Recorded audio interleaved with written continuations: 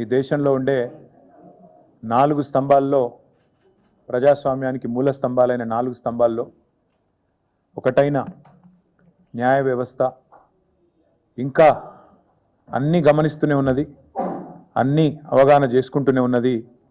తప్పకుండా సరైన సమయంలో సరైన పద్ధతుల్లో స్పందిస్తుంది అని చెప్పి నిన్న సుప్రీంకోర్టులో జస్టిస్ గవాయి గారి నేతృత్వంలో జరిగిన ఆ వాదోపవాదాలు విన్న తర్వాత ఈ దేశంలో సగటు పౌరుడికి న్యాయ వ్యవస్థ మీద గౌరవం పెరిగే విధంగా, ముఖ్యంగా అధికారంలో ఉన్న వాళ్ళ అధికార అహంకారం తగ్గే విధంగా ఉన్నదని చెప్పక తప్పదు. నిన్నటి సుప్రీంకోర్టు యొక్క డైరెక్షన్, ఆ 100 ఎకరాలు ఎప్పుడు రిస్టోర్ చేస్తారు, ఎక్కడైతే మీరు చెట్లు కొట్టేసి ఆ పర్యావరణాన్ని అతలాకుతలం చేసినారో ఎప్పుడు మళ్ళీ తిరిగి పునరుద్ధరిస్తారు, ఎట్లా పునరుద్ధరిస్తారు అనే స్పష్టమైన ఒక రోడ్ మ్యాప్తో రండి. లేకపోతే అక్కడనే అదే స్థలంలో ఒక తాత్కాలిక కారాగారం ఏర్పాటు చేసి, తాత్కాలిక జైలు ఏర్పాటు చేసి మీ అధికారులను జైలుకు పంపుతాం అనే మాట సుప్రీంకోర్టు చెప్పింది. అంటే నిజానికి ఇంకో ముఖ్యమంత్రి అయితే కొంత ఆత్మాభిమానం, కొంత పౌరుషం, కొంత సిగ్గు ఇవన్నీ ఉన్న ముఖ్యమంత్రి అయితే ఈ పాటికి రాజీనామా చేసి పోవాలి. కానీ అక్కడ ఉన్నది రేవంత్ రెడ్డి. ఆయన కిందాక నేను చెప్పిన ఇలాంటి ఏవి కూడా లేవు కాబట్టి సహజంగానే దులుపుకొని పోతా ఉన్నారు. కానీ నిన్న సుప్రీంకోర్టు డైరెక్షన్ ఏదైతే ఉందో ఇది 100 ఎకరాలు వెంటనే పునరుద్ధరించాలనేది, ఇది విద్యార్థుల విజయం, ఇది హైదరాబాద్ సెంట్రల్ యూనివర్సిటీ యొక్క ప్రొఫెసర్ల విజయం. నిజంగా చెప్పాలంటే ఈ రాష్ట్రంలోని, ఈ దేశంలోని పర్యావరణ ప్రేమికుల విజయంగా చెప్పక తప్పదు. ఇవాళ ప్రపంచవ్యాప్తంగా, దేశంలోనే కాకుండా వివిధ దేశాల్లో ఉండి ఈ అంశం పట్ల స్పందించిన ప్రతి ఒక్కరికి, రేవంత్ రెడ్డి సర్కార్ చేసిన పర్యావరణ విధ్వంసం మీద గలమెత్తిన ప్రతి ఒక్కరికి, వారికి మద్దతుగా నిలబడ్డ ప్రతి ఒక్కరికి కూడా హృదయపూర్వకంగా నా ధన్యవాదాలు, మా పార్టీ తరఫున వారికి అభినందనలు. అయితే ఇక్కడ కంచగచ్చిబౌలి అటవీ భూముల్లో విధ్వంసాన్ని ఆపి పర్యావరణాన్ని పునరుద్ధరించాలని చెప్పినందుకు సుప్రీంకోర్టుకు కూడా వారికి హృదయపూర్వకంగా మా ధన్యవాదాలు. సిఎస్ గారితో పాటు రాష్ట్ర చీఫ్ వైల్డ్ లైఫ్ వార్డెన్కి ఆదేశాలు ఇవ్వడం, అది కూడా నేరుగా సుప్రీంకోర్టు ఇవ్వడం అంటే మరి దానికి మించిన ఇంకో వేదిక లేదు. కాబట్టి తప్పకుండా రాష్ట్ర ప్రభుత్వానికి కూడా ఇది అమలు చేయక తప్పదు. అట్లాగే క్షేత్రస్థాయిలో పర్యటించి ఆ సిఈసి సెంట్రల్ ఎంపవర్డ్ కమిటీ ఏదైతే ఉన్నదో అందరినీ కలిసి వాస్తవాలను వెలుగులోకి తెచ్చినందుకు వారికి కూడా హృదయపూర్వకంగా మా ధన్యవాదాలు. మరి ఇందులో నిన్న సెంట్రల్ ఎంపవర్డ్ కమిటీ రిపోర్టు మీరు ఎంతమంది చూశారో లేదో నాకు తెలియదు. ఎంత తీవ్రంగా ఉంది అంటే సుప్రీంకోర్టు అపాయింట్ చేసిన సాధికార కమిటీ ఇది. ఆ కమిటీ యొక్క రిపోర్ట్లో, కమిటీ వారు అపాయింట్ చేసిన రిపోర్ట్ నా దగ్గర ఇక్కడ ఉంది, వాళ్ళు ఇచ్చిన రిపోర్ట్ ఉంది. ఎంత స్పష్టంగా చెప్పారంటే, ఎన్ని విషయాలు చెప్పారంటే, మేమేదైతే వాదన వినిపించామో ఇక్కడ మొన్న, వారు దాన్ని పూర్తి స్థాయిలో సమర్థిస్తూ, పూర్తి స్థాయిలో మేము చేసిన వాదన కరెక్ట్ అంటూ సెంట్రల్ ఎంపవర్డ్ కమిటీ స్పష్టం చేసింది. మీరు చూసినట్టయితే వారు చెప్పిన కొన్ని మాటలు నేను యథాతథంగా కోట్ చేస్తున్నాను. I'm just merely coating the committees report. ఇది నా కవిత్వం కాదు. Prima facie the subject land seems to be under the ownership of university of Hyderabad అని చెప్పి ఓనర్షిప్ విషయంలో సూత్రప్రాయంగా, మౌలికంగా ఈరోజు హైదరాబాద్ సెంట్రల్ యూనివర్సిటీ పొజిషన్లో ల్యాండ్ ఉంది కాబట్టి ఇది పరిగణలోకి తీసుకోవాలని ఒకటి చెప్పారు. రెండవది వారు చెప్పిన మాట, until the ownership and legality of the land use are settled by this honorable court, all ongoing or proposed actions to mortgage, lease or commercially exploit the land by TGIAC may be stayed by this honorable court to prevent further financial and legal complications. ఈ విషయం తేలేదాకా, ఈ విషయం ownership విషయం కానీ, legality of the land use అంటే అక్కడ అడవి ఉండగా కూడా అడవిని ధ్వంసం చేసి కట్టొచ్చా లేదా అనేది కానీ తేలేదాకా, సుప్రీంకోర్టు తేల్చేదాకా all ongoing or proposed actions to mortgage, to lease or to commercially exploit అంటే అక్కడ కట్టడాలు కానీ, తాకట్టు పెట్టడాలు కానీ, అట్లాగే లీజ్కి ఇవ్వడాలు కానీ, ఇవన్నిటిని కూడా తక్షణమే ఆపే విధంగా, స్టే చేసే విధంగా సుప్రీంకోర్టు చొరవ తీసుకోవాలని చెప్పి కూడా సెంట్రల్ ఎంపవర్డ్ కమిటీ నిన్న రిపోర్ట్లో చెప్పింది. అట్లాగే వారు చెప్పిన ఇంకొక మాట, in view of the seriousness of violations and potential financial impropriety, an independent investigation by any specialized agency may be ordered.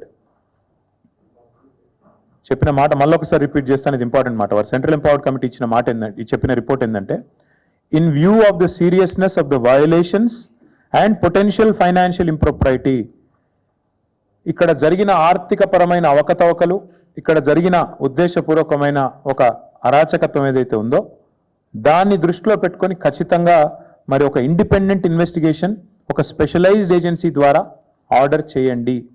ఇది నా మాట కాదు, సెంట్రల్ ఎంపవర్డ్ కమిటీ వారు ఇచ్చిన రిపోర్ట్. అంటే ఎగ్జాక్ట్గా ఇదే మాట నేను ఇక్కడ కూర్చొని వారం రోజుల కింద చెప్పాను. ఈ 10,000 కోట్ల కుంభకోణాన్ని బయటికి రావాలి అంటే, ఈ రాష్ట్ర ప్రభుత్వం చేసిన తప్పు బయటికి రావాలి అంటే RBI, serious fraud investigation office SFIO, CVC, CBI జోక్యం చేసుకోవాలి అని చెప్పి నేను ఇప్పటికే కోరినాను. వాళ్ళ మా వాదనను సమర్థిస్తూ, మా వాదన కరెక్టే అని చెప్తూ ధృవీకరిస్తూ మరి ఇవాళ సెంట్రల్ ఎంపవర్డ్ కమిటీ ఇచ్చిన రిపోర్ట్ కూడా సుప్రీంకోర్టు చేతిలో ఉంది. కేంద్ర ప్రభుత్వం కూడా ఇప్పటికే పరిగణలోకి తీసుకుంటుందని మేము అనుకుంటా ఉన్నాం. అయితే ఇక్కడ ఆశ్చర్యం ఏమంటే, ఇవంతా మీకు తెలిసిందే. మోడీ గారు నిన్ననో మొన్ననో ఎక్కడనో ఒక దగ్గర హర్యానాలో మాట్లాడినారు. మోడీ గారిది ఎట్లుందంటే ఒక యాన్యువల్ సైకిల్ ఎక్కున్నట్టుంది. సంవత్సరానికి ఒకసారి మాట్లాడతాడు. పోయిన ఏప్రిల్లో మాట్లాడిండు. పోయిన ఏప్రిల్ 2024లో ఏమన్నాడు, తెలంగాణలో RR ట్యాక్స్ వసూలు అవుతుంది. కరెక్ట్గా 1 ఇయర్ కిందట, దానికి వార్షికోత్సవం కూడా అయిపోయింది. RR ట్యాక్స్ వసూలు అవుతుంది, విచ్చలవిడి దోపిడీ జరుగుతుంది తెలంగాణలో. RR tax, Rahul Revanth tax పేరిట వసూలకు పాల్పడుతున్నారు అని ఆయన ఆరోపిస్తే కింద ఇక లోకమైతే కోడై కూస్తున్నది. స్క్వేర్ ఫీట్కి 150 రూపాయలని, 100 రూపాయలని, హైదరాబాద్లో బిల్డింగ్ కట్టాలంటేనే హఫ్తా వసూలు టైప్లో అరాచకత్వం చెలరేగుతున్నదని లోకం కోడై కూస్తున్నది. బిల్డర్ని ఎవరన్నా మీరు పక్క తీసుకుపోయి మాట్లాడితే కష్టాలు కన్నీళ్లు తప్ప ఇంకోటి లేదు. మోడీ గారు మాట్లాడి RR ట్యాక్స్ అన్నదానికి వార్షికోత్సవం అయిపోయింది. ఏప్రిల్ 24లో మాట్లాడిండు, 25 దాకా ఏం కార్వాయి లేదు, ఏం విచారణ లేదు, దానికి తదుపరి కార్యాచరణ ఏమీ లేదు. మళ్ళీ నిన్న మాట్లాడిండు ఏప్రిల్ 25, మళ్ళీ సంవత్సరానికి మెలకు వచ్చింది మోడీ గారికి. మెలకు వచ్చి మోడీ గారు నిన్న చెప్తారు ఏమని, అక్కడ మొత్తం చెట్లు కొట్టేస్తున్నారు, జంగల్ నాశనం చేస్తున్నారు, మొత్తం ఆగమాగం చేస్తున్నారు, బుల్డోజర్లను పంపినరు, అర్ధరాత్రి బుల్డోజర్లను పంపి ఆగమాగం చేస్తున్నది కాంగ్రెస్ ప్రభుత్వం తెలంగాణలో సెంట్రల్ యూనివర్సిటీ భూములలో అని చెప్పి మోడీ గారు హర్యానాలో మంచి ప్రవచనాలు చెప్పినట్టుగా నేను చూసిన. నేను నరేంద్ర మోడీ గారిని అడుగుతా ఉన్నా, this is the report of central empowered committee appointed by supreme court of India. Central empowered committee interim report लो स्पष्टंगा చెప్తున్నది. मोदी साहब मैं आपको अंग्रेजी में सुनाना चाहता हूं. सेंट्रल एम्पावर्ड कमेटी जो कि सुप्रीम कोर्ट से अपॉइंट किया गया, उन्होंने साफ साफ कहा कि in view of the seriousness of the violations and potential financial impropriety an independent investigation by any specialized agency may be ordered. This is the report, this is the recommendation of interim recommendation of the committee. Now I am demanding BJP, I am demanding Prime Minister Modi, अगर आप तहे दिल से ये चाहते हो कि यहां के जो कांग्रेस हुकूमत ने जो गलत काम किया हैदराबाद सेंट्रल यूनिवर्सिटी में, इसका अगर सच बाहर लाना है, इसमें अगर जो दोषी है उनको अगर शिक्षा देना है, या ये आपका अगर एजेंडा है, आपका अगर इच्छा है, मैं पूछना चाहता हूं आपसे, हमारी पार्टी की तरफ से, सेंट्रल एम्पावर्ड कमेटी कहने के बाद साफ साफ कि यहां पे फाइनेंशियल इंप्रोप्राइटी है, वायोलेशंस हुए हैं, आप क्यों खामोश हो? भारत सरकार क्यों नहीं आगे आती है? भारत सरकार क्यों नहीं आगे आके कोई कार्रवाई शुरू करती है? हमने तो चिट्ठी लिख दी, पूरे डिटेल्स के साथ साथ हर किसी को हमने चिट्ठी लिखी. हमने लिखा हमारे पार्टी की तरफ से आरबीआई गवर्नर को, SFIO को, सीरियस फ्रॉड इन्वेस्टिगेशन ऑफिस को, साथ ही साथ हमने CVC को, सेंट्रल विजिलेंस कमिश्नर, CBI, हर किसी को हमने पूरा डिटेल के साथ, पूरा आधार के साथ हमने चिट्ठी लिखा. अगर वो बस नहीं है आपके लिए, अगर वो काफी नहीं है आपके लिए, तो मैं पूछना चाहता हूं क्या ये सेंट्रल एम्पावर्ड कमेटी का रिपोर्ट भी आपके लिए काफी नहीं है? अगर मोदी जी और बीजेपी लीडर कार्रवाई नहीं शुरू करते हैं और इमीडिएटली अगर इस बारे में कोई कार्रवाई नहीं शुरू करते हैं और एक्शन इमीडिएटली स्टार्ट नहीं करते हैं, हमें तो और तेलंगाना जनता को यह मानना पड़ेगा कि आप बातों वाले पार्टी है, काम तो कुछ करते नहीं हो. आपने अप्रैल 2024 में भी काफी कुछ कहा, कुछ किया तो नहीं। आरआर टैक्स आपने कहा, कुछ हुआ नहीं। 25 में भी फिर एक बार आप कह रहे हो, हमारे साथ हमदर्दी जता रहे हो। क्यों नहीं आगे आते हो, क्यों नहीं जांच शुरू कराते हो, ये हम మోదీ जी से पूछना चाहते हैं। మోదీ గారిని మేము అడిగేది ఒకటే, 2024 2025 ఏప్రిల్లో అప్పుడు ఒకసారి ఆర్ఆర్ ట్యాక్స్ అని, ఇప్పుడు ఒకసారి హెచ్సిలో ఏదో జరిగిపోయిందని చెప్పి ఆవేదన వ్యక్తం చేయడం కాదు, లిప్ సింపతి కాదు మేము కోరుకునేది। మీరు నిజంగానే చిత్తశుద్ధిగా ఉంటే పర్యావరణం విషయంలో, ఈ పర్యావరణాన్ని కాపాడే విషయంలో వెంటనే సెంట్రల్ ఎంపవర్డ్ కమిటీ చెప్పినట్టుగా ఇండిపెండెంట్ ఇన్వెస్టిగేషన్, ఒక సుప్రీంకోర్టు జడ్జిని వేయండి, ఒక సుప్రీంకోర్టు జడ్జిని అపాయింట్ చేయండి, మీరు వెంటనే ఇన్వెస్టిగేషన్కి ఆదేశించండి। లేదా మీ చేతిలో ఉన్న సంస్థలు, ఆర్బీఐ ఉంది, ఎస్ఎఫ్ఐఓ ఉంది, సివిసి ఉంది, సిబిఐ ఉంది, investigation agency of your choice, we demand answers from central government, union government, you come forward. Congress वाले एट्ला कापाड़ताరు, राहुल गांधी नोरिप्पडु, हम जब भी कोई आपत हो मैं आ जाऊंगा, రాహుల్ గాంధీ చెప్పిన డైలాగ్, మీకు ఆపద ఉంటే నేను వస్తా। రోహిత్ వేముల ఘటన జరిగినప్పుడు 2 సార్లు హైదరాబాద్ సెంట్రల్ యూనివర్సిటీకి వచ్చిన రాహుల్ గాంధీ గారు చెప్పిన మాట, మీకు ఎప్పుడు ఏ సమస్య ఉన్నా నేను వస్తా అన్నాడు। ఇప్పుడు పత్తా లేడు। అందుకే నేను అంటున్నా, కాంగ్రెస్ వాళ్ళు ఎట్లాగూ నోరు మెదపరు, వాళ్ళకు ఢిల్లీకి బ్యాగులు పోతున్నాయి, మూటలు పోతున్నాయి, వాళ్ళు నోరు తెరవరు। మీరెందుకు తెరుస్తలేరు? బీజేపీకి ఏం అడ్డం వస్తున్నది? ఇంత స్పష్టంగా సెంట్రల్ ఎంపవర్డ్ కమిటీ చెప్పిన తర్వాత, వేలాది వృక్షాలు కులగొట్టినారని మీరే చెప్తున్న తర్వాత, అక్కడ జంతువులకు మరి జాగలేకుండా చేసి వాటి సావులకు కారణమవుతున్నారని చెప్పిన తర్వాత మీరెందుకు ఈ వెనక్కి పోతున్నారని అడుగుతా ఉన్నాం। ఇంకా సెంట్రల్ ఎంపవర్డ్ కమిటీ ఎంత సీరియస్ అలిగేషన్స్ చేసిందంటే, వాళ్ళు చెప్పిన రిపోర్ట్ ఇది, పారా number 49, the manner in which TGIAC cleared the land raises serious questions regarding both intent and procedure. వాళ్ళ ఉద్దేశాలు, వాళ్ళు ఏ పద్ధతిలో పోయారో రెండింటి మీద కూడా మాకు తీవ్రమైన అనుమానాలు ఉన్నాయి। ఇది సెంట్రల్ ఎంపవర్డ్ కమిటీ చెప్పిన మాట। ఇంతటితో ఆగలేదు, ఇంకా చాలా చెప్పారు। వారు state government should have ideally looked into these facts while constituting an expert committee, forest like ఏరియానా కాదా చూసుకోవాలి కదా స్టేట్ గవర్నమెంట్ అన్నారు। అట్లాగే ఏం చెప్పారు, prevention and control of pollution act 1981, అదేవిధంగా వాటర్లో prevention and control of pollution act 1974, ఈ రెండింటికి సంబంధించి ఈఐఏ ఎన్వైరన్మెంటల్ ఇంపాక్ట్ అసెస్మెంట్ ఏదైతే జరగాలో, it appears to be a deliberate act by TGIAC to bypass environmental scrutiny. Environmental స్క్రూటినీని బైపాస్ చేస్తూ ఈ రెండు చట్టాలను తుంగలో తొక్కుతూ 81 చట్టం, 74 చట్టం, ఈ రెండింటిని తుంగలో దొక్కుతూ ఈఐఏ నోటిఫికేషన్ 2006 ను కూడా తుంగలో దొక్కుతూ డెలిబరేట్ గా టీజీఐసి పనిచేసింది అంటూ అభిశంసించింది సెంట్రల్ ఎంపవర్డ్ కమిటీ। అట్లాగే ఇంకా చాలా చెప్పారు। CEC after examination of historical documents and agreements, the central empowered committee is of the opinion that the University of Hyderabad prima facie appears to be the rightful legal owner of the subject land. ఈ land ఎవరిదో కూడా వారు చెప్పారు। దాంతోపాటు ఏం చెప్పారు, ఇంకా ఘోరమైన మాట అన్నారు, additionally public money has been put at risk as government funds are now subordinated to bond repayments tied to this disputed land. Shockingly even a notified lake within the area has been mortgaged. ప్రజల పైసలు, రాష్ట్ర సంపద మీ దుందుడుకు చర్యల వల్ల ప్రమాదంలో పడింది. ఇది నా మాట కాదు, సెంట్రల్ ఎంపవర్డ్ కమిటీ మాట. ఇంకొక మాట అన్నారు, shockingly even a notified lake within the area has been mortgaged. ఎవడన్నా ప్రపంచంలో చెరువును తాకట్టు పెడతాడండి? నాకు అర్థం కాదు.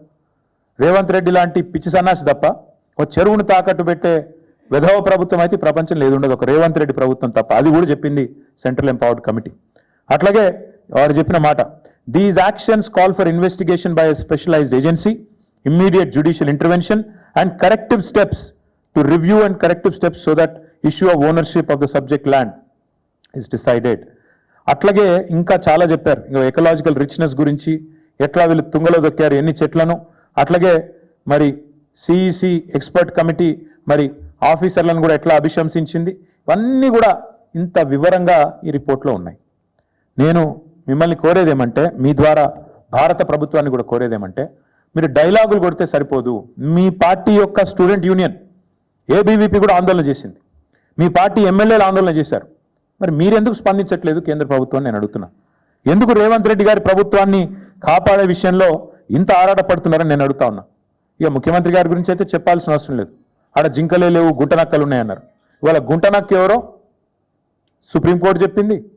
నిన్నటిదాకా ప్రచారం చేశారు, ఏఐ జనరేటెడ్ వీడియోలు అని చెప్పి కేసులు కూడా పెట్టారు. ఆఖరికి ఇంత మూర్ఖపు ప్రభుత్వం అంటే రీట్వీట్ చేస్తే కూడా కేసు పెట్టారు ఏఐ జనరేటెడ్ వీడియోలని. అరే నేను అడుగుతా ఉన్నా, మరి నిన్న గవాయి గారు అన్నారు అది ఏఐ జనరేటెడ్ కాదు, మన్ను కాదు, మేము చూసినాం వీడియోలు, ఆ మూగజీవుల ఆర్తనాదాలు విన్నాం. మరి గవాయి గారి మీద కూడా కేసు పెడతావా? పెడతాడేమో రేవంత్ రెడ్డి, పెట్టినా పెడతాడు. అంటే ఎంత మూర్ఖపు ప్రభుత్వం అంటే ఇవాళ ఆడ చచ్చిపోతున్న జింకలు లేవంటాడు, గుంటనక్కలు ఉన్నాయంటాడు.